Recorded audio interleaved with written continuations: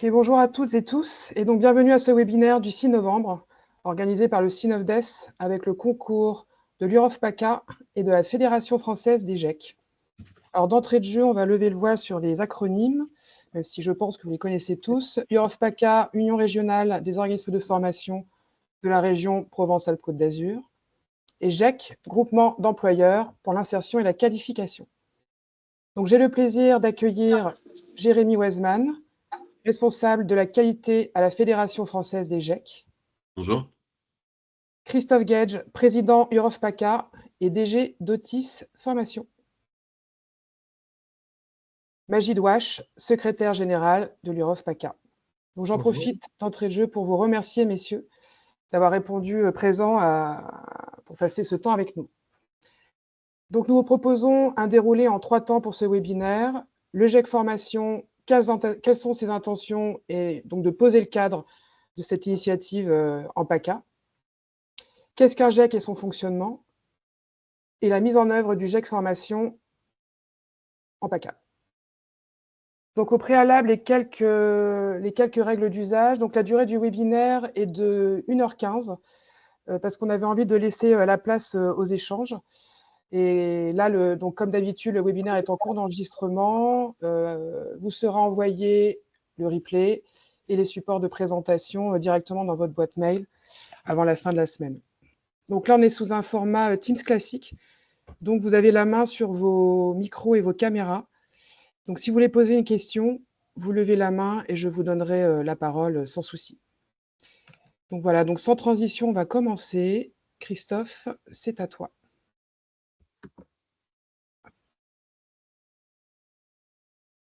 Ah, le micro, Christophe. Ton micro, Christophe. Ouais. En effet, c'est mieux avec. Ok, désolé. Donc voilà, donc du coup, il y a le PowerPoint qui se défile. Alors peut-être juste un petit rappel pour positionner l'UROF-PACA. Donc 50 ans d'existence, donc une vieille dame, 80 adhérents à peu près. On est représentatif de 150 sites de formation, à peu près 1600 professionnels, 70 000, en fait près de 70 000 stagiaires par an, plusieurs domaines d'intervention, 65 millions de chiffres d'affaires, etc. Donc ça, c'est ce que vous pouvez lire. Pourquoi je voulais faire ce petit rappel? C'était uniquement pour dire que finalement, le sujet du GEC n'a pas été une initiative d'un organisme ou un regard d'une personne spécifique. On est vraiment parti finalement d'une structure qui est un peu représentative de l'appareil de formation en termes de taille, en termes de territoire, en termes de typologie d'intervention, etc. Voilà. Donc du coup, voilà, l'UROF-PACA, c'est ça. Et donc du coup, c'est de cet écosystème qui est parti les premières réflexions. Alors, donc du coup, là aujourd'hui, notre sujet, c'est effectivement ce projet de créer finalement le premier GEC formation en PACA. Donc c'est un sujet qui est une première, hein, puisque aujourd'hui il n'y existe aucun GEC formation, et donc l'idée c'est qu'on le fasse émerger. Donc c'est une première, ce qui sous-entend effectivement qu'on apprend en marchant et qu'on a découvert nombre de choses et qu'on capitalise aujourd'hui d'une certaine expérience sur la pertinence de faire émerger ce GEC. Alors, les intentions, si tu peux me passer la slide suivante. Finalement, quelle est la racine de cette idée de mettre en place un GEC formation? Ça se situe déjà il y a plus de 2 ans en fait, et on parlait d'un gros sujet qui nous préoccupait nous tous, les organismes de formation. Alors c'est vrai en PACA, mais c'est vrai je pense au niveau national. C'était la pénurie, les tensions de recrutement qu'on pouvait tous avoir. Donc je pense que ça c'est un lieu commun et que tout le monde connaît et identifie bien correctement ces choses-là. Mais en attendant, c'était aussi un problème que l'on subissait. Et donc, du coup, finalement, quand on est face à ces tensions de recrutement, qu'est-ce qu'on peut mettre en place comme outil? Qu'est-ce qu'on peut mettre en place comme solution? Donc, c'était le premier paramètre, donc, qui n'est pas des moindres, les tensions en recrutement. Le deuxième constat que l'on faisait, qui pesait sur les organismes de formation, c'était finalement un écart assez important entre les compétences qu'on devait mobiliser, les compétences que nous demandaient de plus en plus les marchés. Et donc, du coup, ce qu'on avait à disposition. Donc, au-delà de sourcer de la ressource humaine pour nos métiers, pour nos organismes, on avait aussi un vrai problème et un vrai sujet d'adéquation des compétences. Et cette adéquation des compétences, je veux la remettre aussi dans une perspective temporelle, parce que du coup, c'est non seulement la bonne compétence, mais c'est la bonne compétence au moment où on en a besoin, et en l'occurrence en lien avec les marchés quand ils tombent, ou les marchés quand on doit y répondre. Voilà. Donc du coup, ça c'était le deuxième grand sujet, l'adéquation des compétences. Et je veux aussi dans cette adéquation des compétences mettre une dimension un peu prospective. Là aussi, lieu commun, mais c'est comment on y apporte une réponse. Dans les compétences, c'est celles dont on avait besoin, qui étaient identifiées dans un marché ou qui étaient identifiées dans nos actions que l'on devait mettre en place, mais c'est aussi finalement les compétences de demain. Alors, si je fais un peu à l'emporte-pièce, si on prend un formateur, ben, aujourd'hui, on est en train de se poser des questions. Est-ce qu'il doit être aussi un peu coach? Est-ce qu'il doit être aussi un peu CIP? Est-ce qu'il doit être aussi un peu commercial? Bon, voilà, je le fais à grosse maille, mais enfin, en tout cas, on voit bien que dans une prospective compétence sur un métier, ben, on a quand même un panel assez large. Alors, si aujourd'hui, j'introduis deux dimensions qui ont été évoquées dernièrement avec le SynOfDes, la question de la RSE, de l'environnement, ben, ça fait encore une capsule compétence de plus dont doivent disposer nos acteurs. Si on intègre, par exemple, le numérique et qu'on pousse sur l'IA, ben, on voit que, encore une fois, voilà. Donc, du coup, ce sujet de l'adéquation de la compétence, c'était très fort. Et donc, du coup, le troisième paramètre qui a vraiment conclu à nous lancer sur cette initiative, ben, c'est qu'en fin de compte, sur l'organisme de formation, au-delà de produire la formation, de produire le développement des compétences, ben, pèse énormément de responsabilités, énormément d'activités. Et donc, du coup, finalement, quand on met tout bout à bout entre Calliope et toutes les exigences connexes, celles des marchés, celles contractuelles, celles de la gestion de la ressource humaine, finalement, ça fait quand même beaucoup pour les organismes de formation. Donc, fort un petit peu de ces trois paramètres, on manque de ressources humaines. Comment finalement on peut mieux la livrer? On a un problème d'adéquation de la compétence de cette ressource humaine. Et ensuite, on a après un problème très concret de temps et de capacité à se mobiliser. Voilà. Donc tout ça fait que on s'est dit comment on peut apporter une réponse là-dessus.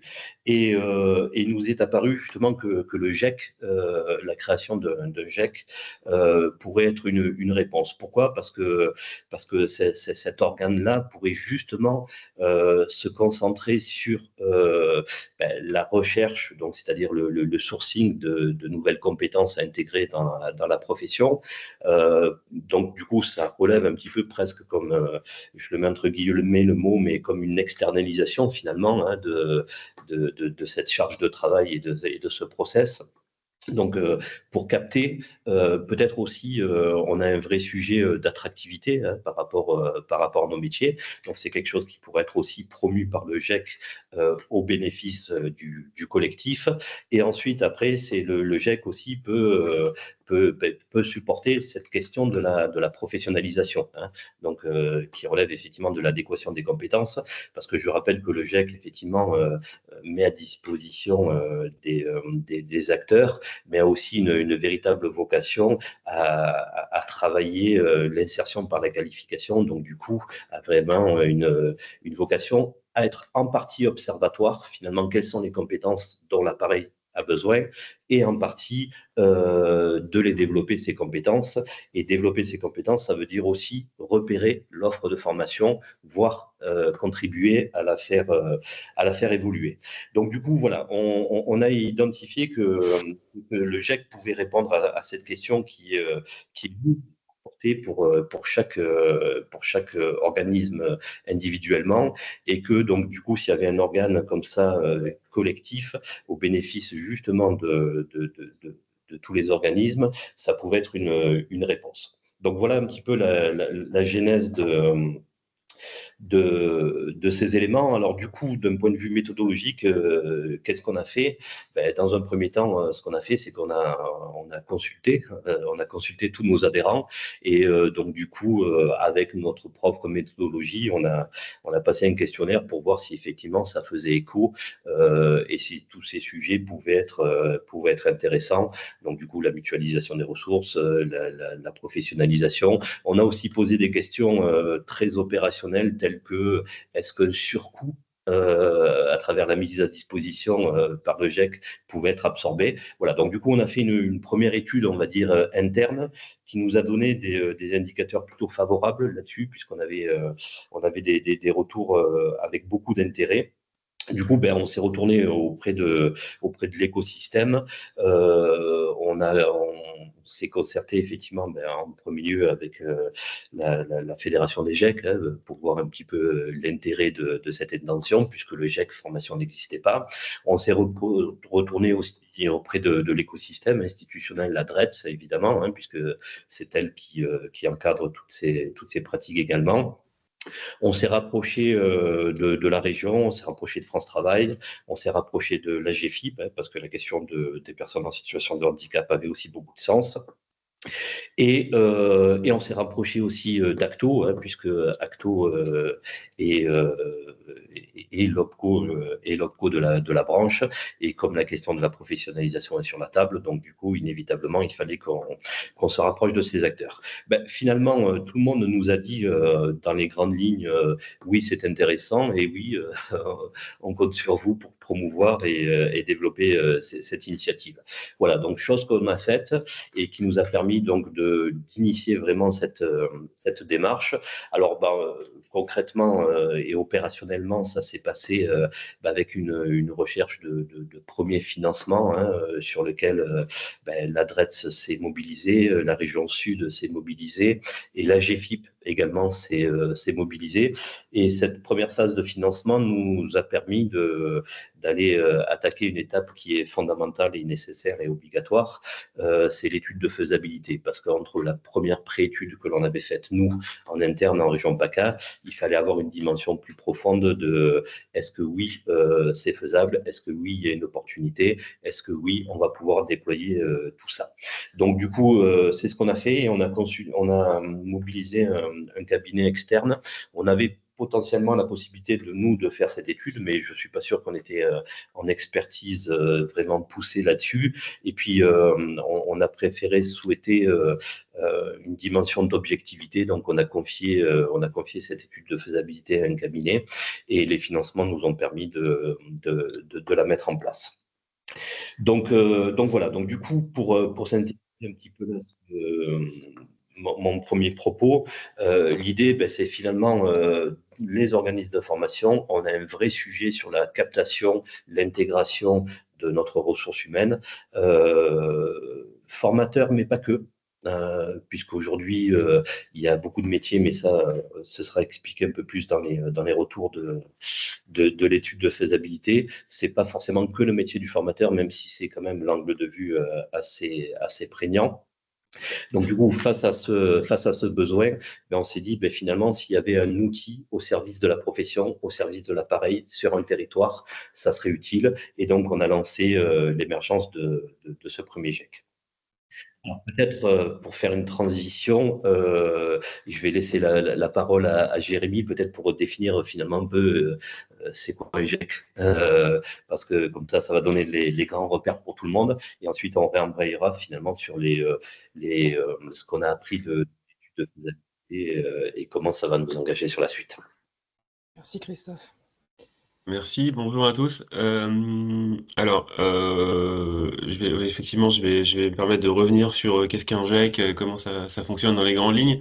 Voilà, merci. Je le diffuse pas là, mais sur notre chaîne YouTube, lesgecs.fr, vous avez un petit film qui dure 2 minutes sous format de dessin animé qui explique ce qu'est un GEC.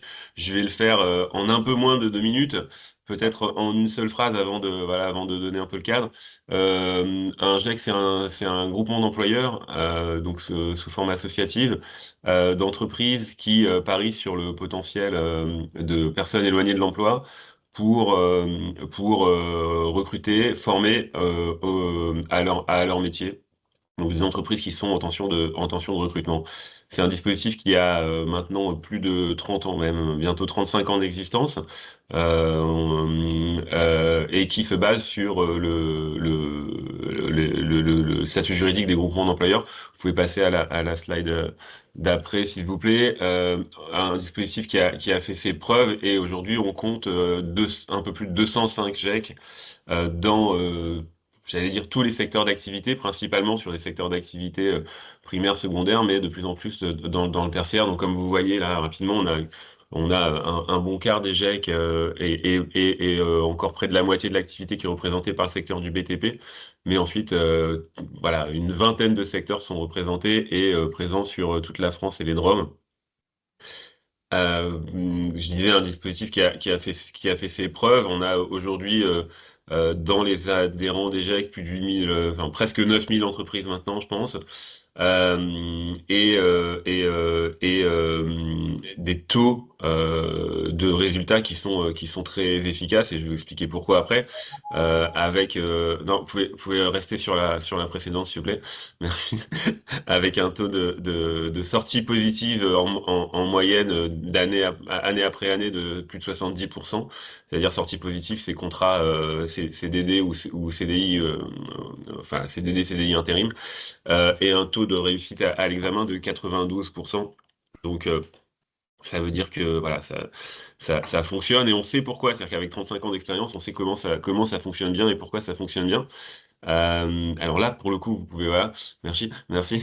Alors juste pour situer les GEC, puisque tout à l'heure, Hélène a précisé qu'il s'agit de groupements d'employeurs pour l'insertion et la qualification. En ce qui concerne l'insertion, on est sur la dernière marche vers l'emploi. Donc il y a d'autres structures d'insertion purement qui interviennent. Les GEC apprennent un métier. Donc on est vraiment sur la dernière marche avant l'entreprise, et c'est vraiment la mise à disposition en entreprise qui fait qu'on va pouvoir très vite rentrer dans le monde de l'entreprise, et les GEC se définissent comme des groupements d'employeurs avant tout, donc dirigés, pilotés par des entreprises. Donc on est vraiment sur ces valeurs-là, de répondre aux besoins des entreprises, et donc de présenter des candidats qui seront ne présenter que des candidats voilà, qui seront aptes à travailler tout de suite, puisqu'on est sur des contrats en alternance avec de la mise à disposition rapide, et donc des candidats qui potentiellement sont pas forcément opérationnels, mais en tout cas présentables en entreprise dès le début. Je veux bien que vous avanciez, Hélène, s'il vous plaît. Très rapidement, la base juridique, c'est groupement d'employeurs, mais finalement, les GEC font un peu l'opposé des groupements d'employeurs. Un groupement d'employeurs classique, tel qu'on le connaît, c'est recruter des personnes qualifiées pour les recruter en CDI et faire du temps partiel et créer des temps pleins à partir de temps partiel. Globalement, les groupements d'employeurs servent à ça.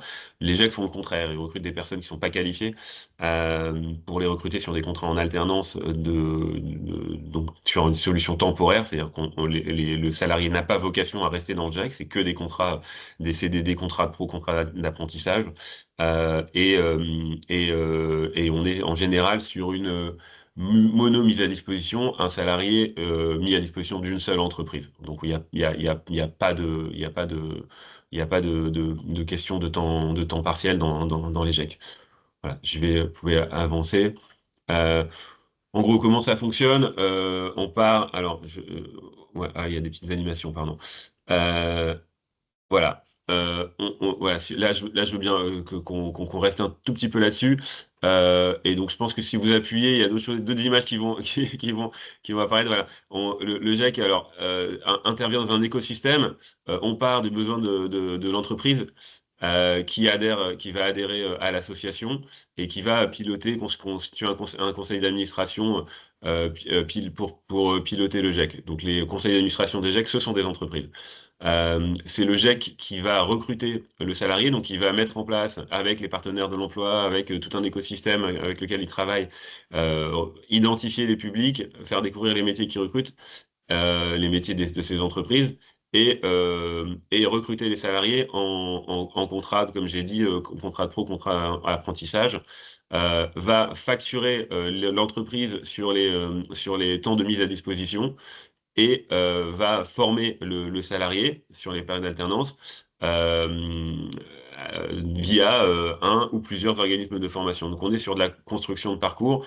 On va partir du besoin de l'entreprise pour construire un parcours adapté aux salariés. Voilà, et donc le GIEC, voilà, comme vous le voyez, s'inscrit dans un écosystème où il travaille avec tous les partenaires possibles et vient compléter l'offre, parce que c'est assez spécifique ce que les GIEC font, donc ça vient compléter une offre qui en général voilà, a un trou dans la raquette, et donc ça répond pas à tous les besoins, mais ça répond à un certain type à un certain type de besoins des entreprises. Vous pouvez avancer. Donc là, je pense que j'ai déjà dit à peu près l'essentiel. Le GIEC part du besoin de l'entreprise, il identifie le poste, va recruter le candidat, va construire le parcours du salarié en fonction des besoins de l'entreprise, et ensuite va facturer les périodes de mise à disposition à l'entreprise. Ce qui fait que, en général, ce qui fait que ça fonctionne, je le répète, mais c'est important, on part vraiment des besoins de l'entreprise par rapport au profil de la personne et au poste. Et c'est le dispositif d'accompagnement. Donc le GIEC assure un accompagnement socio-professionnel. Euh, pendant toute la durée du parcours, puisqu'on recrute, on est sur des publics qui sont éloignés de l'emploi, donc il y a voilà, parfois plus ou moins un accompagnement à apporter. Et c'est ce suivi-là qui va faire qu'on minimise les taux de rupture et que les contrats, dans leur très grande majorité, vont arriver à terme parce que les salariés de l'association, du GIEC, sont là pour régler les éventuelles problématiques qui émergeraient pendant le contrat, pour pas que ce soit l'entreprise qui ait à en pâtir. Euh, voilà, ça c'est déjà des choses que j'ai dites. Vous voyez, j'étais assez synthétique. Donc les plus-values pour les entreprises, bah, c'est recruter un salarié formé en fonction des besoins du poste à pourvoir, répondre à un certain nombre de valeurs aussi qui peuvent être les leurs, et notamment en s'engageant dans une démarche RH responsable et solidaire, mutualiser le risque employeur. Ne pas avoir à gérer les problématiques de contrats en alternance. On sait à quel point ça peut être administratif, compliqué, les aides, pas les aides. Enfin bon, c'est un peu complexe à gérer. Donc ça, voilà, c'est le GIEC qui va s'en occuper, qui va gérer tout ça. Et évidemment s'appuyer sur l'accompagnement socio-professionnel proposé par le GIEC. Pour les salariés, c'est la possibilité d'accéder à un emploi pérenne, d'avoir une qualification reconnue, voilà, de pouvoir construire un projet professionnel et des avantages qu'on connaît de l'alternance. Vous pouvez avancer. Modèle économique, je vais très très vite, hein, et n'hésitez pas, après, voilà, il y aura le temps pour des questions et revenir sur des sujets qui vous intéresseraient plus particulièrement. Le modèle économique d'un GIEC, il est principalement, vous voyez, aux trois quarts, c'est la facturation aux entreprises. Ensuite, on a les OPCO pour à peu près 20% qui prennent en charge les frais de formation. Et puis, de façon très annexe, on a quelques subventions, quelques aides au contrat. Mais ben voilà, on sait que les aides de contrat vont maintenant être très, très, très réduites. Donc, on parie essentiellement sur l'engagement des entreprises. Et encore une fois, c'est pour ça que ça fonctionne. C'est parce qu'on part des besoins des entreprises et que on travaille, les GIEC travaillent avec des entreprises. Donc, en l'occurrence, ce seraient les organismes de formation engagés dans cette démarche. Voilà, je vais peut-être pas rentrer tout de suite là-dedans dans la partie opérationnelle. Là, on peut dire deux mots sur le fait que le GIEC, c'est une appellation qui est décernée par la Fédération française des GIEC via une commission mixte nationale qui comprend trois collèges. Un collège Fédération des GIEC, un collège État avec des membres de la DGEFP et de DETS ou DRETS, et qui est présidé par une présidente de commission qui agit en tant que personne qualifiée, qui en l'occurrence est Karine Seller, qui est directrice de l'IGAS. Voilà, et donc selon un cahier des charges, décret et arrêté ministériel qui précise un certain nombre de critères. Il y a 14 critères que les GIEC doivent respecter. pour pouvoir prétendre à l'appellation, appellation qui va donner droit notamment à certaines aides financières, parfois avec l'OPCO et parfois avec une aide à l'accompagnement sur les contrats de l'État. Voilà, je m'arrête là et je répondrai ensuite avec plaisir à vos questions tout à l'heure. Merci Jérémy. Qui prend la main, Christophe ou Magid? Et Ben, je reprends. vas-y, Alors, Christophe. juste pour faire une transition après je te passe la main, Magid. Donc du coup, voilà. Donc du coup, les intentions qui étaient de répondre à nos tensions de recrutement, de répondre à nos sujets de professionnalisation, d'adéquation des compétences d'aujourd'hui et de demain, et de répondre à la complexité de gérer ce processus-là RH qui est quand même significativement lourd. Donc voilà. Donc du coup, on a mis en place l'étude de faisabilité. Alors l'étude de faisabilité, comme je vous le disais tout à l'heure, on a mandaté le cabinet Sémaphore, qui se sont aussi adossés avec des juristes, puisque la question juridique du GIEC est quand même assez précise. Donc du coup, et ils ont mis en place cette étude de faisabilité. Globalement, on avait deux questions principales. La première, c'est que finalement, est-ce que cet outil-là, tel qu'on l'a pressenti, pouvait correspondre correctement aux besoins identifiés, les trois besoins que j'ai cités. Donc, c'était vraiment la première grande question. Et la deuxième grande question, c'est est-ce que ce modèle du GIEC-là, c'est le modèle le plus pertinent, hein. On pourra évoquer tout à l'heure la question entre le GIEC et le GE. Je voudrais faire juste une petite parenthèse avant de te passer la main, Magid. La question de l'insertion. Je vous cite très rapidement. Du coup, insertion par la qualification, c'est important parce que ça veut dire que on va chercher des publics qui ont une typologie insertion. Alors, je veux quand même faire un petit parallèle, mais Jérémy l'a cité tout à l'heure. Ça impacte quand même nos valeurs, hein, et ça, je pense que, enfin, en tout cas, c'est un peu un fil conducteur entre le Synopdes et l'UROF d'être contributif de ces démarches d'inclusion. Mais donc, pour vous donner des exemples, on a par exemple les personnes qualifiées et éloignées du marché de l'emploi, donc des personnes supérieures en fait, qui sont en recherche d'emploi depuis plus d'un an. Donc voilà, ça peut être des publics éligibles. Donc là où je veux attirer votre attention, c'est que c'est pas parce que c'est insertion que c'est incompatibilité avec nos métiers, hein. Et une personne qui a plus d'un an d'éloignement de l'emploi n'est pas forcément déconnectée de l'activité et encore moins de nos métiers. Bon, on peut avoir les bénéficiaires des minima sociaux. On a les personnes en situation de handicap aussi. Et donc, c'est pour ça que la GFIP a voulu contribuer, notamment en termes de financement à l'émergence de ce GIEC. On a aussi les personnes demandeurs d'emploi de 45 ans et plus. On a les personnes en reconversion contrainte.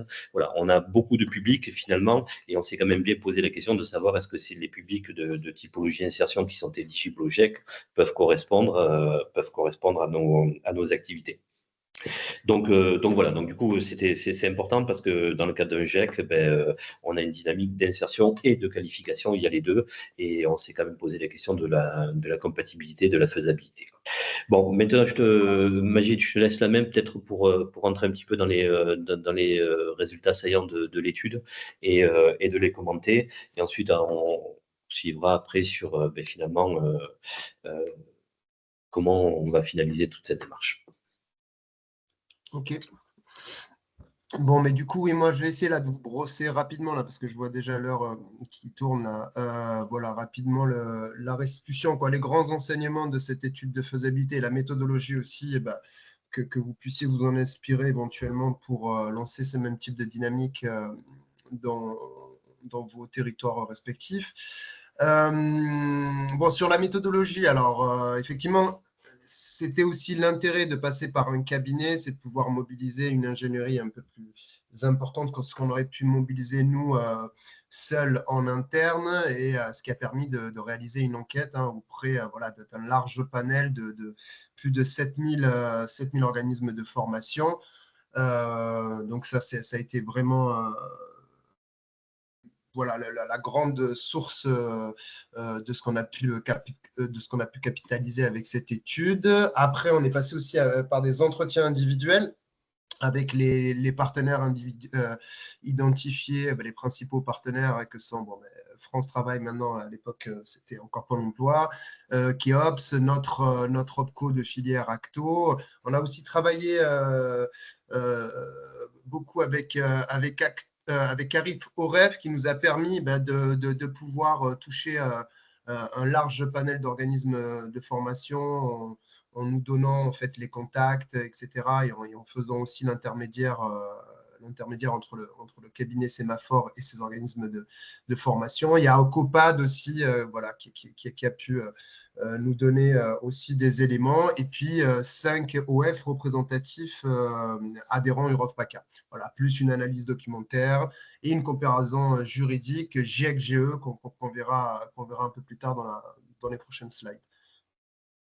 Donc, dans les premiers enseignements, ça revient un peu à ce que expliquait Christophe au préalable. On est, ce qui est assez positif, c'est qu'il y a un gros intérêt des OF qui ont été interpellés sur le sujet, puisqu'on a plus de 80% des OF qui ont répondu positivement à cette volonté de s'engager dans un GIEC. Et pour voir la typologie des OF, c'est intéressant aussi de voir que, on a quand même 67% des OF de moins de 10 salariés. Donc, on voit que peut-être les TPE et petites structures sont plus à même d'être intéressées par ce dispositif GIEC, entre autres pour les plus-values en termes de mutualisation et de partage de l'investissement et des coûts de formation et de recrutement. Sur les difficultés rencontrées qui ont été identifiées, là aussi, je reviens sur ce que disait Christophe, c'est vraiment les 63% qui ont des difficultés de recrutement, et avec seulement 34% des structures qui disposent de solutions en interne, et on voit qu'ils se répartissent entre soit la formation interne pour 7%, les réseaux sociaux et les réseaux professionnels. Et on revient comme conclusion, c'est difficulté de recrutement par rapport à un manque d'adéquation entre les compétences recherchées et les profils des candidats qui sont aujourd'hui peut-être trop génériques et déconnectés des besoins concrets et ponctuels des OF. Donc, ces deux vecteurs, comme l'a dit Jérémy au préalable, qui peuvent être absorbés par le dispositif GIEC. On va passer à l'autre slide, Hélène, si tu veux bien. Voilà. On l'a dit au préalable aussi, c'est le gros besoin, le principal besoin, effectivement, c'est sur les formateurs. Néanmoins, si on se penche un peu sur les profils de recrutement hors formateur, on voit que les 4 métiers en tension et qui ont été identifiés auprès des OF, c'est les fonctions commerciales, les fonctions support type communication, etc. Les métiers, toujours de la pédagogie, et les métiers du numérique, de plus en plus, évidemment, avec l'arrivée de l'IA. Et là, voilà, c'est avec les mêmes conclusions de tout à l'heure, des profils trop génériques et des compétences trop éloignées aujourd'hui des besoins. En termes de hiérarchie, si on hiérarchise par rapport à ces profils de poste hors formateur, donc on a en premier lieu le profil de commercial qui vient. Après, on a le profil des fonctions support. On revient sur le responsable ingénierie pédagogique, le CIP et enfin l'informatique.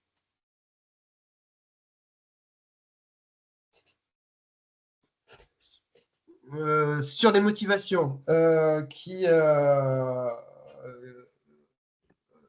qu'ont les OF pour s'engager dans ce dispositif-là, on a le développement des techniques pédagogiques, la mutualisation évidemment de personnel entre OF, le recrutement facilité par le dispositif GIEC, donc la facilité aussi à répondre à de nouveaux marchés en ayant plus de souplesse en vérité avec ce type de profil. Et enfin, l'émergence de nouvelles offres de formation que pourrait permettre ce dispositif GIEC, mais on revient effectivement, et je le redis, et j'insiste là-dessus, sur voilà, le premier poste, le premier besoin identifié le plus important, on est vraiment sur les techniques pédagogiques et donc sur le formateur. Voilà. En termes d'investissement de moyens humains et financiers, là aussi, c'est assez intéressant de voir que, bon, la grande majorité des OF qui ont répondu à l'enquête sont prêts à accepter le surcoût qu'implique l'entrée dans un GIEC. Et là, on revient voilà, sur la typologie des OF les plus intéressés. Ben, on retrouve là encore les plus petits OF, hein, à 92%. Voilà. Pardon, excusez-moi, c'est plutôt le contraire. C'est plutôt 90% des OF de plus de 10 salariés, bon, qui effectivement ont plus de moyens économiques, donc voilà, qui peuvent absorber ce surcoût plus facilement. Donc, sur les points de vigilance qu'on a notés néanmoins sur les retours de cette étude, ben voilà, on a cette problématique qui ne l'est peut-être pas, hein, au final, hein, comme l'a évoqué tout à l'heure Christophe, parce que public éloigné de l'emploi ne veut pas forcément dire public peu formé ou peu qualifié.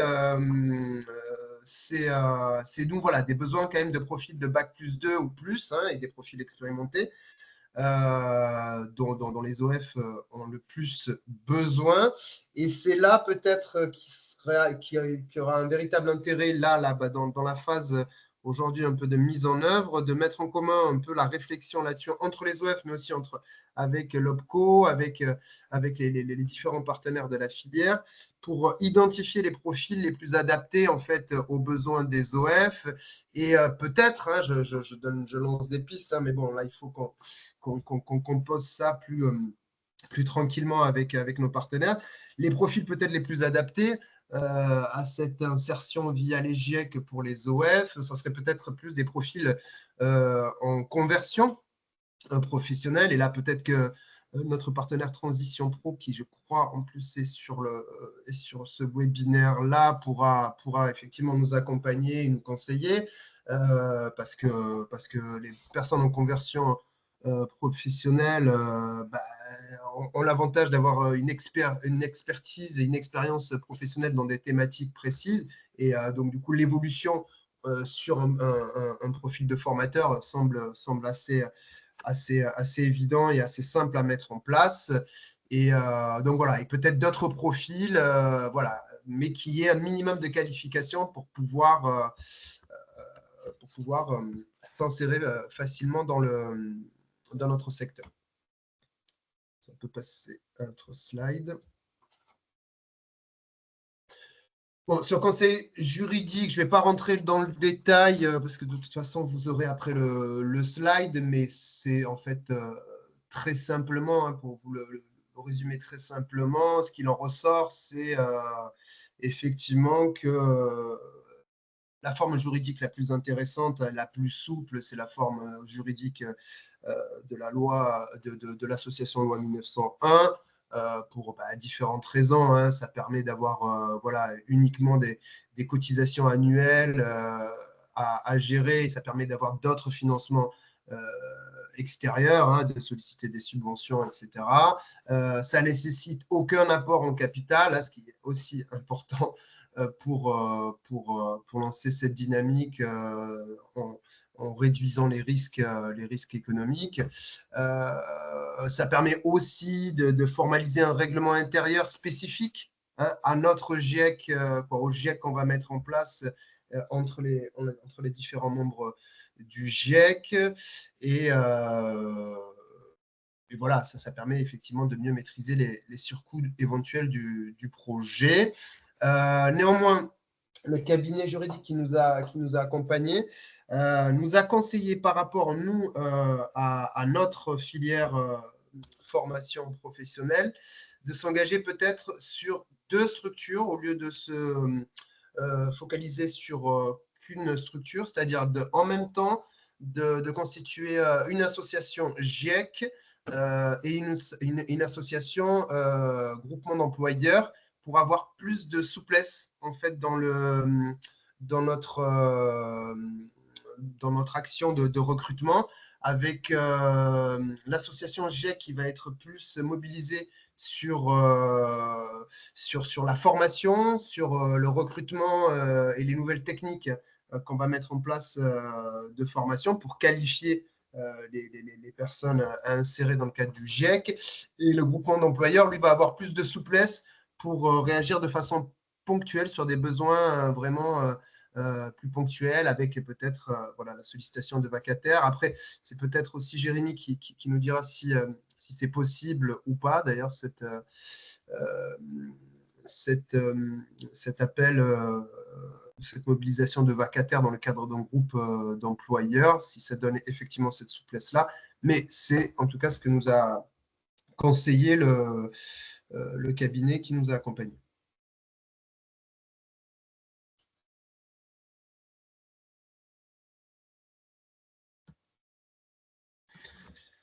Enfin, voilà, pour vous faire voilà, un dernier point sur un point d'étape sur notre état d'avancement sur le projet. Donc là, l'étude de faisabilité nous a donné clairement un go, un feu vert pour lancer ce GIEC-là en PACA, en démontrant la légitimité de constituer ce GIEC.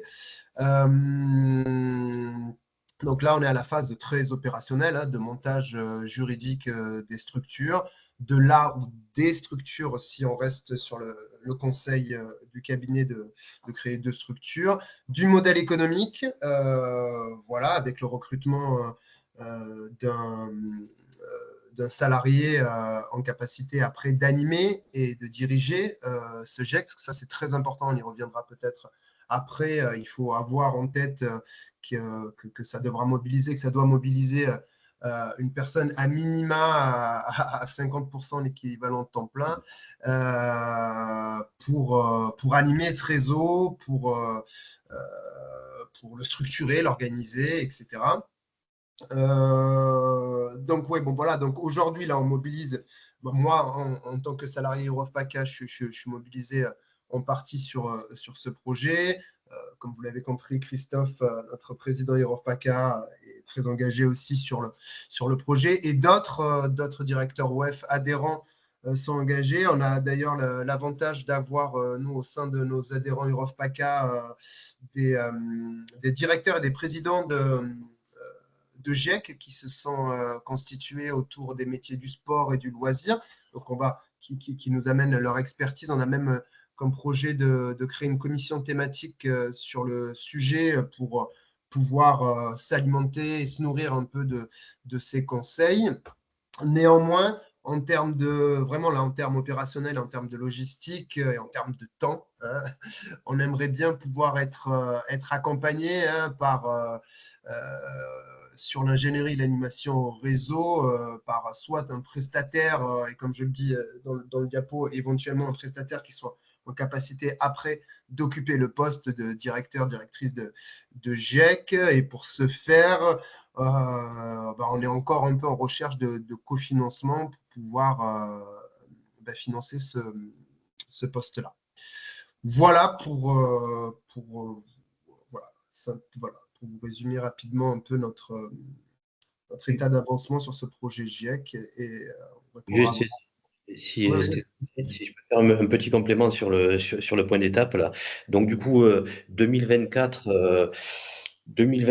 on a eu beaucoup de sujets de préoccupation. Donc du coup, et puis on n'avait pas eu directement une poursuite budgétaire pour finaliser l'installation. Donc on a un peu mis en stand-by le déploiement de ce projet. Globalement, à peu près le calendrier sur lequel on se projette aujourd'hui, c'est bon de bien reprendre à partir de 2025. La question de finalisation de l'outil, donc c'est-à-dire constitution du GIEC dans sa dimension juridique, les adhérents, les positionnements, etc., etc. Donc mettre en place toute la structure. Donc du coup ça, on va s'appuyer de recherche de financement, mais aussi on a vu avec des GEC directement, et puis la Fédération française des GEC est là aussi pour nous soutenir sur ces démarches. Donc du coup, on va internaliser cette démarche-là et on verra si on a l'opportunité de se faire accompagner à la marge par un cabinet externe. Donc du coup, ça c'est la finalisation de la structure, et sans que ce soit engageant, sans que ce soit engageant, mais on se dit en prévisionnel planning que ben voilà, on pourrait finaliser ça sur le premier semestre 2025 et de lancer officiellement l'ouverture du GEC pour la rentrée 2025. Voilà. Donc ça pourrait être un calendrier. Je reprécise que c'est pas engageant, mais c'est un calendrier sur lequel on pourrait poser à minima une ambition. Donc voilà. Donc du coup, là en fait, quand tout ce travail nous amène maintenant, voilà, concrètement, on crée le GEC, on le met en place, et voilà, donc c'est vraiment le calendrier 2025 là-dessus. Du coup, peut-être, Hélène, je te laisse reprendre la main. Merci à vous trois. On va passer aux questions. Est-ce qu'il y a certains d'entre vous ont des réactions tout de suite dans la salle? Si vous pouvez lever la main, je vous donne la parole. Allez-y, Asnaï Touati. Votre micro. Oui, bonjour, Asna Touati, donc de Transition Pro Île-de-France. Alors, pour tout vous dire, le sujet des GEC, je m'étais déjà intéressée il y a quelques temps de cela, mais je n'avais pas forcément eu le temps d'approfondir. Là où je trouve que, effectivement, pour répondre aux besoins du marché de l'emploi, c'est très intéressant. Après, sur le GEC formation, je ne suis pas sûre que le secteur de l'insertion soit effectivement une bonne source, parce que le niveau des salariés de l'insertion est quand même relativement bas en termes de qualification. Et nous, on l'a constaté en mettant en lien avec des entreprises recruteuses en Île-de-France que c'était difficile de faire correspondre en fonction des métiers souhaités. Dès lors qu'il y a des prérequis particuliers, c'est un peu plus compliqué. Donc ça, c'est une petite introduction. Ma question est la suivante.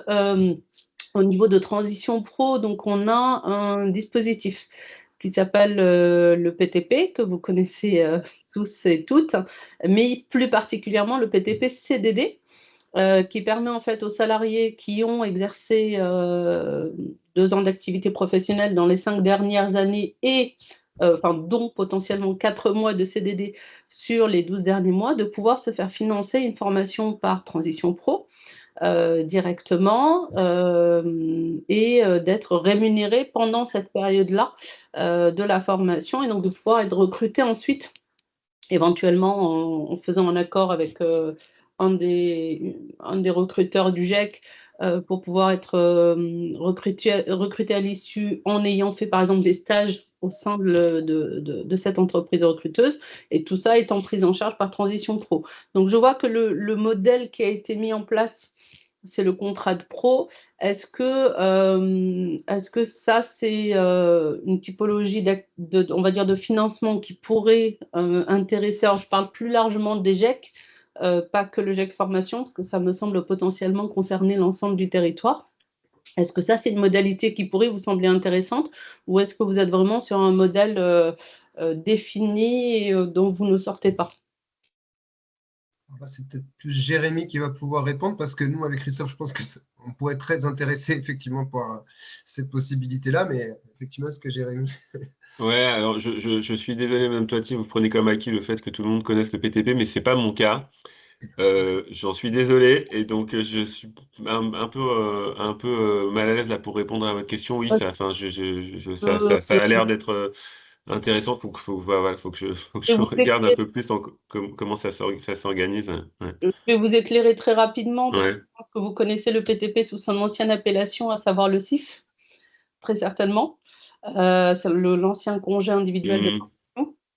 En fait, c'est un dispositif qui permet aux salariés du secteur privé de pouvoir déposer une demande de financement auprès de nos soins pour envisager une formation de reconversion.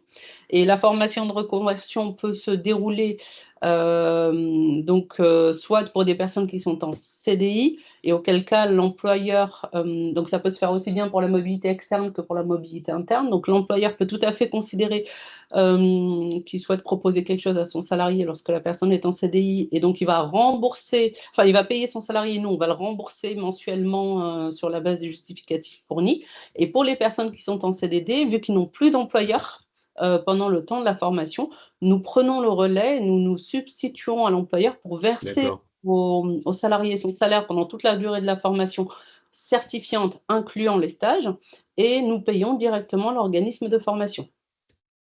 Pour vous, voilà.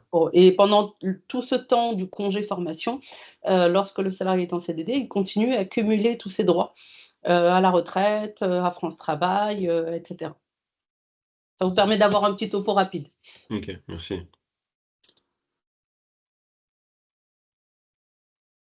En fait, si je peux compléter, donc effectivement, pour avoir une réponse, il faut se mettre autour de la table et bien voir l'ensemble des paramètres juridiques, etc., etc.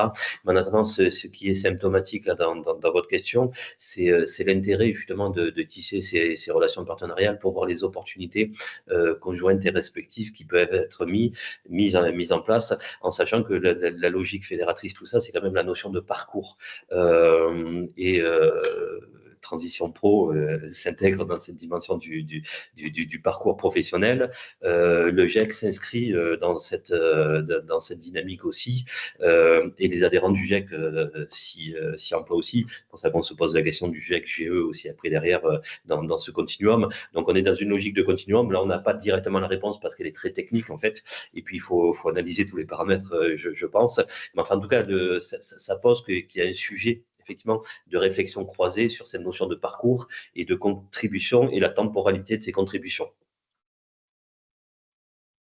Merci. Voilà. Je suis à votre disposition si vous voulez qu'on se fixe un temps d'échange pour en parler et voir comment ces modalités pourraient rentrer éventuellement dans le cadre de vos processus, sachant que c'est existant sur l'ensemble du territoire. Donc, on peut tout à fait représenter déjà dans un premier temps pour vous expliquer un peu la démarche, et ensuite, en fonction de la manière dont vous voulez faire évoluer les choses, intégrer nos homologues des différentes régions. Avec plaisir, oui, c'est justement ce que j'allais vous proposer, vous demander, donc avec grand plaisir. Et effectivement, moi, pour répondre, mais bon, sans m'engager à la place de la fédération des GIEC, mais ça ne me paraît pas du tout antinomique, et bien au contraire, quoi. Je ne vois pas en quoi il y aurait des freins à ce type de contrat pour insérer une personne dans un dispositif GIEC. Mais bon, ça, la fédération GIEC nous confirmera, je pense. Anne ?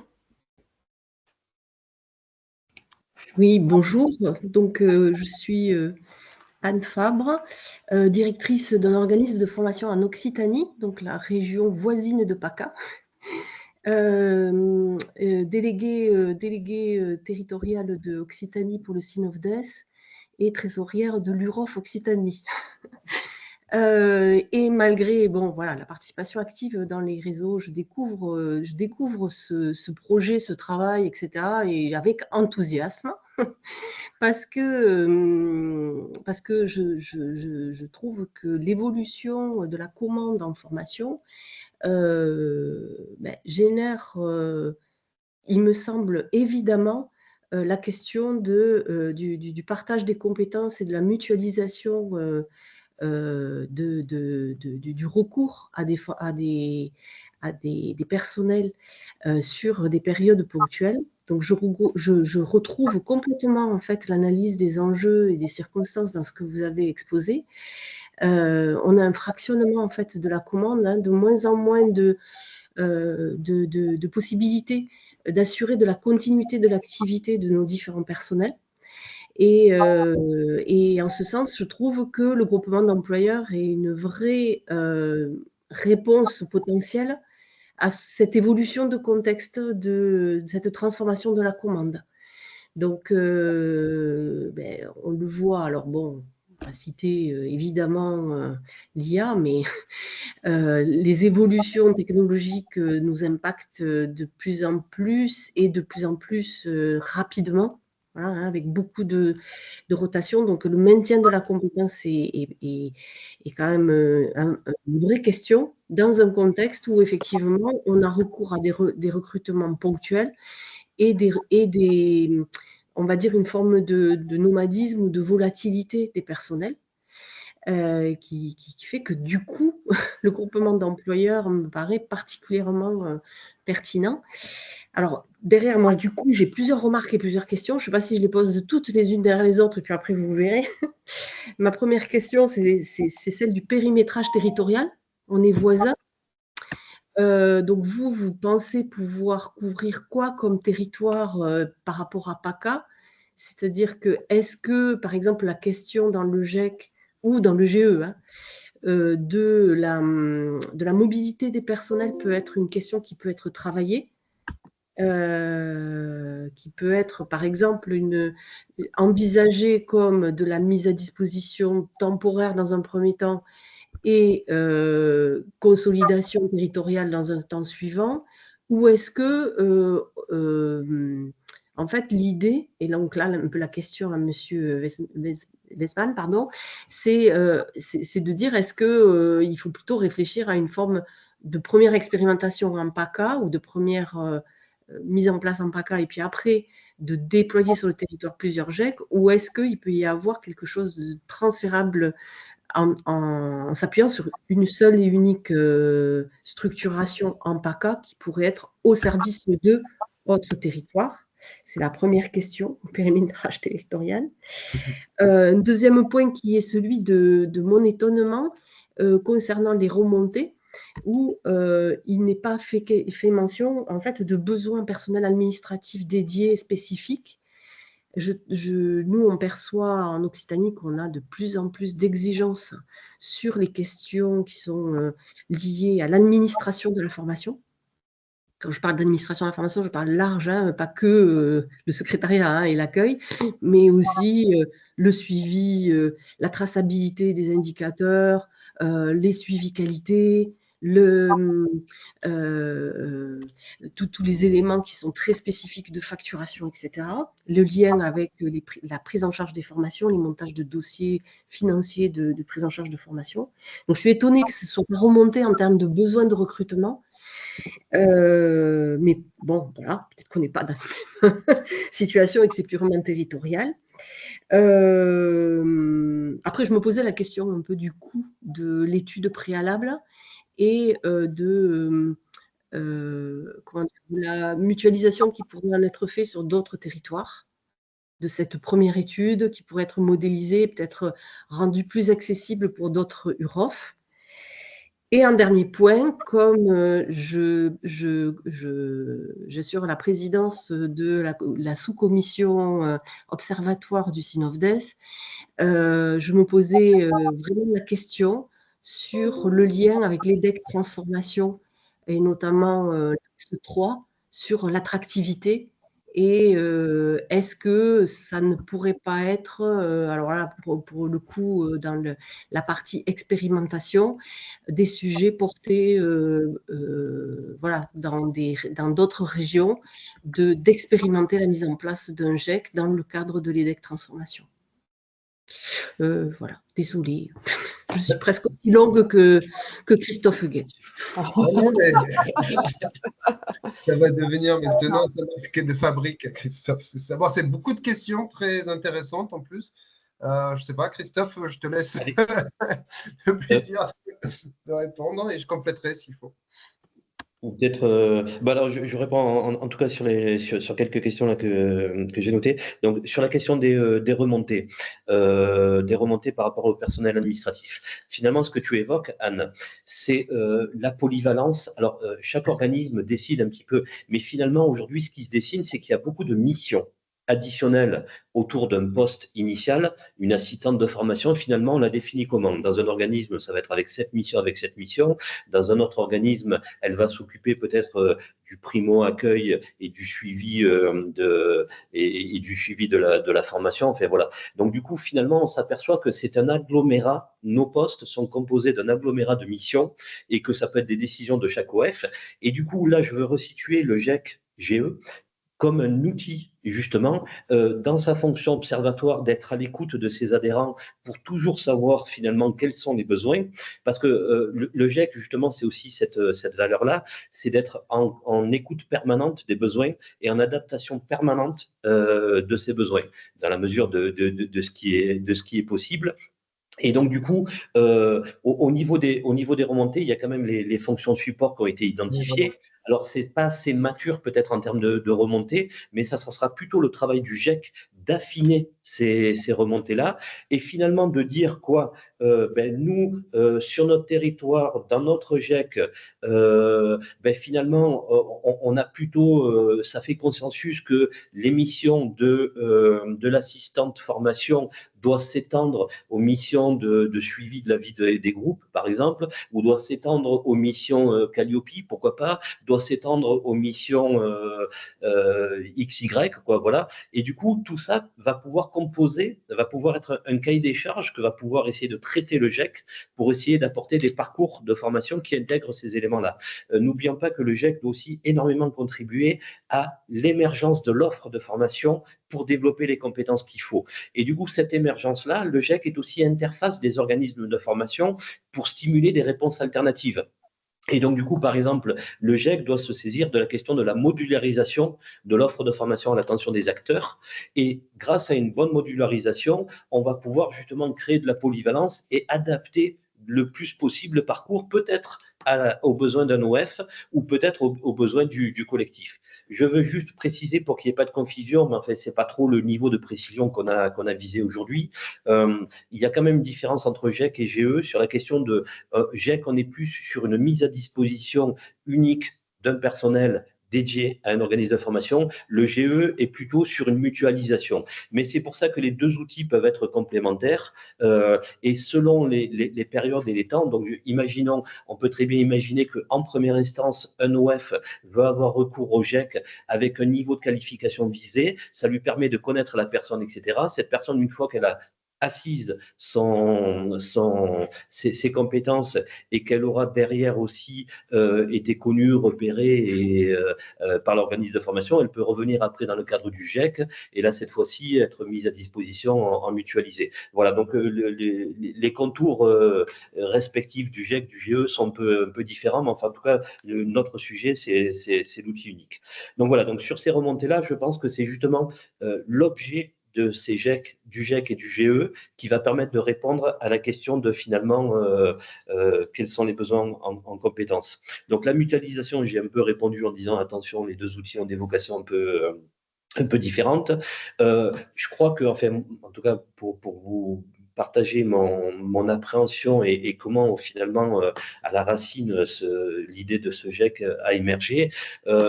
C'est une structure qui doit garantir sa dimension économique comme n'importe quelle structure, mais j'ai envie de dire que ce n'est pas une structure à vocation économique. C'est une structure qui est composée de ses adhérents, qui doit sécuriser son économique, mais qui a des objectifs de sécuriser les activités de ses adhérents et de répondre à ses besoins. Et en ça, la dimension attractivité est majeure, parce que je pense que le GIEC peut être aussi un outil de découverte et des métiers de la formation qui sont aujourd'hui extrêmement pluriels.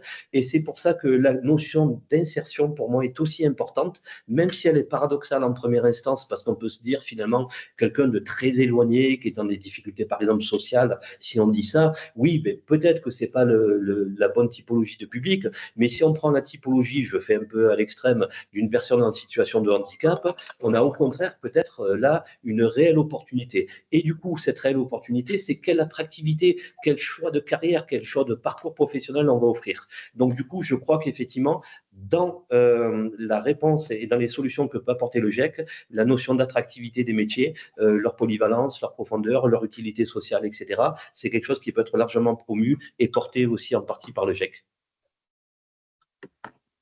Voilà, je ne sais pas si ça a répondu à un peu toutes les questions. Le périmètre, Christophe, peut-être? Pardon. Ah oui, alors sur le périmètre, après, je laisserai un peu... je précise. Voilà. Alors, il y a plusieurs questions. Pour témoignage, le périmètre en PACA, on se pose déjà la question de se dire est-ce qu'un GEC va couvrir tout PACA? La question de la mobilité, elle est importante parce qu'elle est nécessaire aussi, mais une ultra-mobilité entre le fin fond du département 06 et le haut des territoires alpins, ça fait un peu une grosse jonglerie. S'il faut se faire 4 heures de route pour aller faire 7 heures de formation. J'exagère, je force le trait, mais donc du coup, non, l'objectif c'est de trouver la bonne maille territoriale et de reproduire, enfin en tout cas moi c'est comme ça que je le vois, mais après il y a les dimensions aussi réglementaires et c'est Jérémy qui répondra un peu mieux. Je pense que c'est important de trouver la bonne maille territoriale et donc du coup la bonne zone sur laquelle on intervient, mais je pense pas qu'elle puisse être multi-régionale. Par contre, pour répondre à ce sujet-là, je pense que c'est dans le transfert de compétences. Si on est là dans ce webinaire aujourd'hui, c'est parce que PACA, on a initié tout ça et qu'aujourd'hui, c'est intéressant d'essaimer l'idée et que si en face, il y a des structures, des régions ou des territoires qui veulent s'en saisir, justement, organisons le transfert de compétences. C'est vraiment l'objectif de ce webinaire. Je me permets peut-être un peu de nuancer par rapport à ça, parce qu'effectivement, l'étude en plus le démontre. Hein. Le plus intéressant, ça reste un maillage par bassin d'emploi. Et on voit bien que selon les bassins, selon les territoires, et c'est plus au niveau départemental, on ne va pas avoir ni les mêmes profils professionnels, ni les mêmes besoins des OF identifiés. Néanmoins, d'autant plus avec une région voisine comme l'Occitanie, moi, ça ne me paraît pas excluant d'imaginer voilà, des ponts ou des partenariats entre nous. Faut-il que ça soit légitime en termes de… Et puis, oui, objectif en termes d'insertion et de formation des publics, en fait. C'est plus sur cette notion, la clé qu'il faudra se pencher. Après, sur la mutualisation, moi, je ne trouve pas ça… bête de réfléchir en commun avec des régions limitrophes. Hein. Mais peut-être que c'est impossible, et ça, c'est peut-être Jérémy qui va nous le dire. Je ne sais pas si ça se fait déjà, d'ailleurs. Ouais. Les GEC sont des dispositifs de territoire. Donc, ils partent des besoins des entreprises sur un territoire et l'important, c'est de pouvoir être identifié sur ce territoire pour pouvoir bien travailler avec les partenaires, parce qu'on ne fait pas ça tout seul. Donc, en général, un GEC démarre sur un bassin d'emploi, puis ensuite se déploie via des antennes avec des implantations locales pour pouvoir intervenir localement et être identifié. Et puis, en fait, comme vous l'avez compris, il y a une proximité assez forte avec et les entreprises et les salariés. Donc, il faut pouvoir être en mesure d'intervenir physiquement rapidement auprès des salariés. Donc on a besoin de cette présence. Donc s'il y a développement géographique, il doit y avoir un accompagnement de proximité.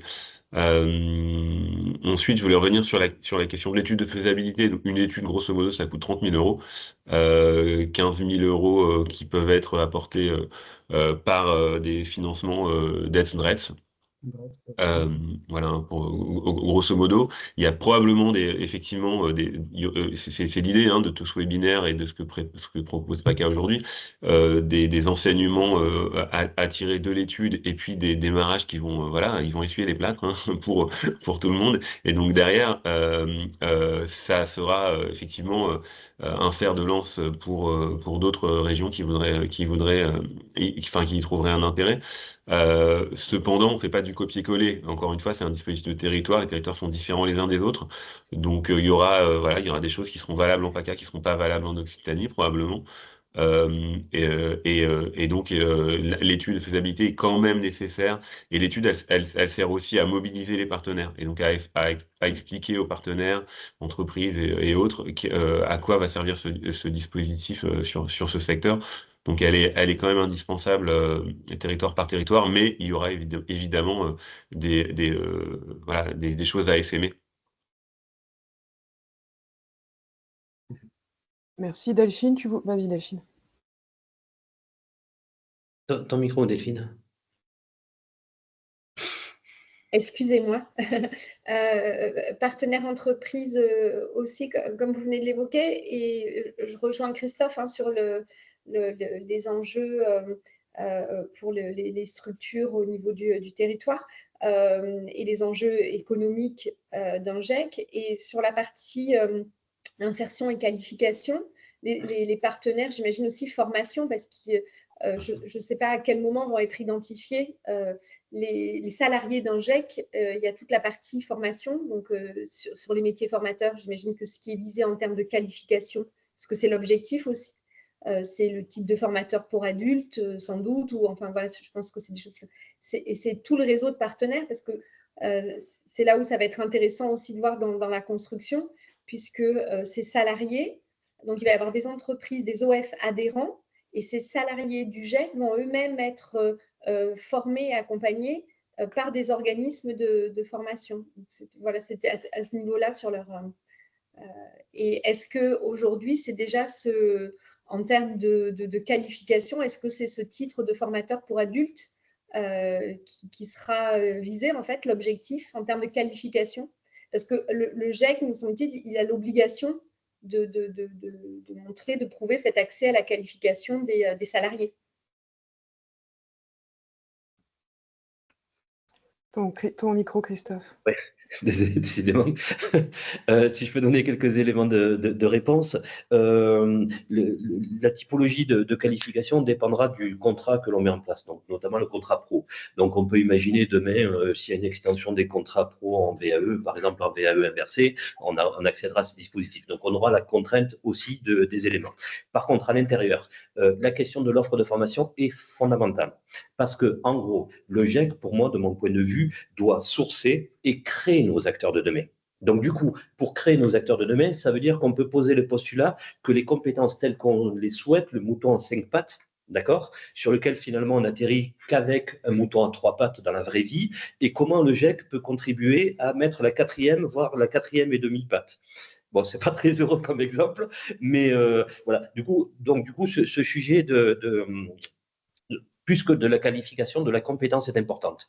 Et pour qu'il y ait développement de la compétence et de la bonne compétence dans la bonne temporalité aussi, effectivement, l'offre de formation devient un sujet majeur. Et c'est là aussi où, justement, le GEC, pour moi, est un outil parce qu'il questionne et il va stimuler l'offre de formation en lien avec les besoins des adhérents sur un territoire. Donc, du coup, après, on n'a pas réglé pour autant la question de comment certains opérateurs de formation vont pouvoir positionner une réponse. Pour qu'il positionne une réponse la plus adéquate, il faut qu'il y ait un acteur, le GEC, qui stimule la demande. Et du coup, la demande, elle sera stimulée dans ses contenus. Donc, on peut imaginer que, est-ce qu'on va imaginer, au-delà du FPA, par exemple, une maîtrise sur un niveau X de l'IA, par exemple, et du coup, on pourrait le rajouter en module additionnel, y compris sur un titre pro avec un petit approfondissement, mais on pourrait aussi dire qu'il nous faudrait sur notre formateur une capacité minimale à l'insertion professionnelle, et du coup, on pourrait rajouter une capsule. Donc, en fin de compte, on va devoir créer la bonne offre dans ses contenus, mais la bonne offre aussi dans ses modalités. Comment on gère l'alternance, comment on gère les modalités, AFEST, pas AFEST, etc., etc. Mais pour développer aussi l'attractivité, pour ne pas déplacer les problématiques que l'on a de recrutement sur des problématiques de sourcing du GEC, en fait, parce que les GEC aussi peuvent en avoir selon les métiers. Donc, justement, d'avoir aussi cet enjeu pour les salariés de ce GEC et dans l'idée de rejoindre le GEC par rapport au parcours qu'on pourra leur proposer, parce qu'un GEC, me semble-t-il, fonctionne bien quand il y a à la fois des entreprises, un besoin qui est identifié des entreprises adhérentes, et aussi une attractivité en termes de sourcing. Et là, ce qu'on a à offrir, c'est un parcours pour que ces personnes qui n'auraient pas rejoint un OF dans le cadre d'un contrat classique aient un enjeu à rejoindre notre secteur au travers d'un GEC, en fait. Oui, et rendre ça faisable. C'est pour ça que aller chercher des publics en insertion peut être un peu plus éloigné avec ce SAS qu'est le GEC. Hein. Et d'ailleurs, le graphique de Jérémy tout à l'heure illustre très bien ça. Hein. C'est un pas crescendo.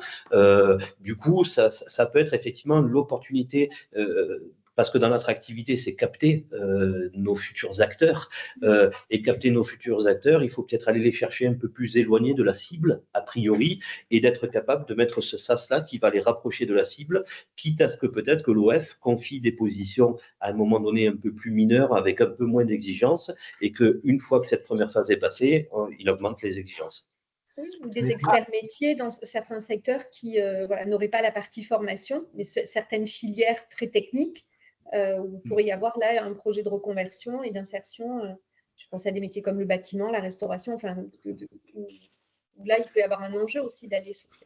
Voilà. Ouais, pour préciser, effectivement, il y a deux profils. Il y a ce type de profil, il y a un profil plus générique. Et je reviens moi, en fait, à ce que disait Anne tout à l'heure. Et le rapprochement d'ailleurs avec Acto et avec les techs paraît évident. Parce que ce qu'il en ressort aussi de l'étude, c'est que ce profil-là, donc Christophe appelle le formateur à 4-5 pattes, on ne sait plus combien, mais c'est un peu ce qui correspond au formateur 3.0 que promeut Acto. Donc voilà, on va voir les convergences possibles entre voilà, ce besoin-là déjà identifié en vérité par Acto, mais qui aujourd'hui n'est pas assez consommé, assez dispensé par les OF, hein, même ce titre de formateur 3.0, je crois. Juste... On va arrêter après parce qu'il est 10h20. Non, c'était juste pour dire qu'il me semble qu'il y a quand même une perspective supplémentaire là qui est ouverte par Mme Toiti par rapport à la reconversion, l'accompagnement de la transition, de la reconversion. Et je pense forcément à cet axe 3 de l'EDEC transformation parce que il y a quand même la question du métier de formateur deuxième partie de carrière. Et peut-être également inclure du coup les prestataires CEP qui me paraissent être aussi une bonne source de captation de publics potentiels qui peuvent en fait faire des choix de transition professionnelle à un milieu de carrière, par exemple, pour devenir formateur. Donc, je rebondis en fait entre ce que dit Jérémy, Delphine et Asnae, qui me semble être aller dans ce sens-là, c'est-à-dire de dire cette typologie de public potentiel qui serait peut-être les deuxièmes parties de carrière d'un certain nombre de salariés qui vont devoir travailler plus longtemps et qui peuvent finalement finir leur carrière professionnelle dans la formation. Voilà. Et moi, je vois un troisième axe, c'est celui de la DGEFP est en train de lancer une grande enquête d'études sur les... Enfin, ils lancent plutôt une étude, mais une étude collaborative où ils embarquent plusieurs acteurs sur les métiers de la filière de la formation. Donc, c'est l'AFPA qui est mandaté. Et nous, en tant que Synovdes, je vais animer un focus group sur secteur d'activité publique, associatif, etc. Donc, ça veut dire qu'eux aussi, ils ont bien conscience des tensions de recrutement, parce que je pense que c'est vraiment des constats globaux et partagés depuis quelques années quand même maintenant. Et donc, moi, derrière, il y a un écho, c'est qu'ils vont retravailler aussi les compétences sur les certifications. Et notamment, sûrement, celui du titre pro formateur d'adultes, qui va, de toute façon, il va falloir qu'il évolue, avec toutes les questions de l'IA et de RSE et d'autres, même, il faut aussi qu'il s'adapte aux besoins du marché du travail. Donc, il y a plusieurs, je pense qu'il y a un moment, au niveau du GEC formation, il y a peut-être vraiment des liens à faire peut-être un peu plus rapprochés. Moi, si je peux avoir une petite remarque là en clôture de webinaire, c'est vrai qu'on est en train de déraper très, très rapidement. On voit bien que là, on sort de la tête du guidon dans le cadre de ce webinaire, de nos sujets de tous les jours, de nos urgences, de nos contraintes, etc. Et donc, du coup, on est bien en train de se poser des questions périphériques. Et là, c'est là où je veux insister sur le fait qu'il y a quelque part, avec cet outil qu'est le GEC, une externalisation de ces sujets et une possibilité de concentration de ces sujets par le GEC au bénéfice de ses adhérents. Et c'est là où nous, on a appréhendé depuis notre initiative l'intérêt de la mise en place de ce GEC, qui n'a pas qu'un intérêt de vocation économique, qui a une nécessité de sécurisation économique, mais qui est un véritable outil pour moi au service de la branche, en tout cas des organismes, pas de la branche, des organismes sur un territoire. Ouais, désolé, c'était pas assez précis. Non, voilà, au service des adhérents. Et on voit bien que dans les sujets que l'on évoque, finalement, cette charge-là peut être prise parce que c'est son objet par le GEC au bénéfice de ses adhérents. Et donc là, on parle d'une mutualisation, mais dans l'autre sens. Pas la mutualisation des acteurs, mais la mutualisation du traitement des problématiques. Oui. Merci Christophe, c'était la conclusion. En tout cas, bravo des 5 mains. Merci à tous. Peut-être qu'on refera un suivi du GEC Formation dans un autre cadre, dans un cadre d'un webinaire, mais parce que je pense qu'il y a même d'autres personnes qui ont posé des questions via le chat, ou qui sont très intéressées, ou qui se sont aussi interrogées sur la construction d'un GEC. Donc, je pense qu'on pourra en reparler dans un autre temps. Merci à tous. Merci aux intervenants. Merci. Merci. Merci. Bonne journée à tous. Merci à tous, au revoir.